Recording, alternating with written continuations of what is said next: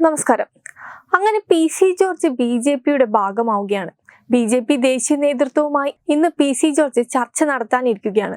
ലോക്സഭാ തെരഞ്ഞെടുപ്പിൽ PC George സ്ഥാനാർത്ഥിയാകാനും സാധ്യതയുണ്ട്. പൂഞ്ഞാർ മുൻ MLA ആയ PC ജോർജ് നിലവിൽ ജനപക്ഷം പാർട്ടിയുടെ നേതാവാണ്. മാറിയ രാഷ്ട്രീയ സാഹചര്യത്തിൽ PC ജോർജ് BJPയുമായി അടുക്കുന്നതിന്റെ സൂചനകൾ പുറത്തു വന്നിരുന്നു. പത്തനംതിട്ടയിൽ PC ജോർജ് മത്സരിക്കാനുള്ള സാധ്യതയും ചർച്ചയായി. ഇതിനിടെയാണ് ഡൽഹിയിൽ PC ജോർജ് എത്തുന്നത്.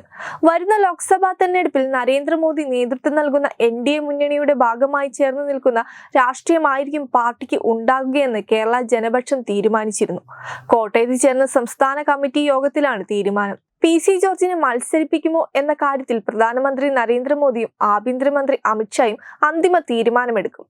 ലോകത്തിനും രാജ്യത്തിനും ഒരുപോലെ സ്വീകാര്യനായ ഇന്ത്യയുടെ വളർച്ചയ്ക്ക് ഏറെ സംഭാവന നൽകുകയും ലോകരാജ്യങ്ങളുടെ പട്ടികയിൽ ഇന്ത്യയെ മുന്നോട്ട് നയിക്കുകയും ചെയ്യുന്ന നരേന്ദ്രമോദിയുടെ നേതൃത്വത്തെ അംഗീകരിച്ച് മുന്നോട്ട് പോകുന്നതാണ് രാജ്യ താൽപര്യങ്ങൾക്ക് ഉത്തമമെന്ന് PC ജോർജ് പാർട്ടി വിലയിരുത്തുന്നുണ്ട്.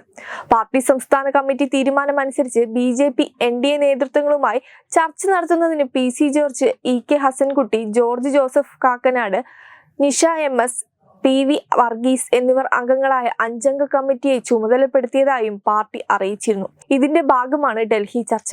കാർഷിക മേഖലയിൽ മോദി സർക്കാർ വലിയ വിപ്ലവങ്ങൾക്ക് നേതൃത്വം കൊടുക്കുമ്പോൾ കേന്ദ്ര സർക്കാർ പദ്ധതികൾക്ക് തുരങ്കം വെക്കുന്ന നിലപാടാണ് സംസ്ഥാന സർക്കാരിന്റെ ഭാഗത്തു നിന്നും ഉണ്ടാകുന്നത്.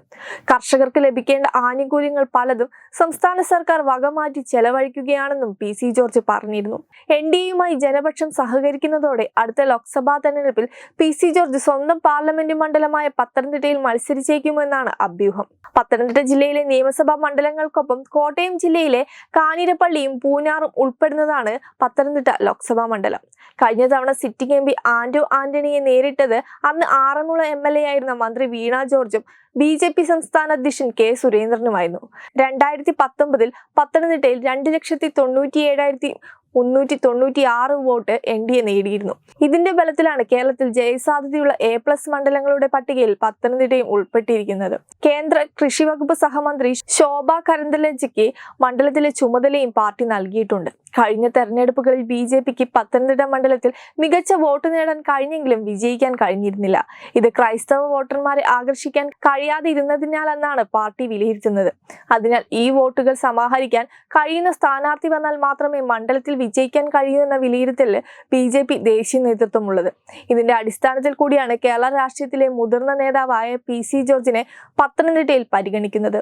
പത്തനംതിട്ടയുമായി അതിർത്തി പങ്കിടുന്ന പ്രദേശത്തെ മുൻ ജനപ്രതിനിധി എന്ന നിലയിൽ മലയോര മേഖലയുടെ വികസനത്തിന് സജീവമായി പങ്കെടുക്കുന്ന നേതാവ് കൂടിയാണ് PC ജോർജ്. വെബ് ഡെസ്ക് തത്വമൈ ന്യൂസ്. ദിഗന്ത റിസോർട്ട്, അഹമ്മദാബാദ്, ഗുജറാത്ത്.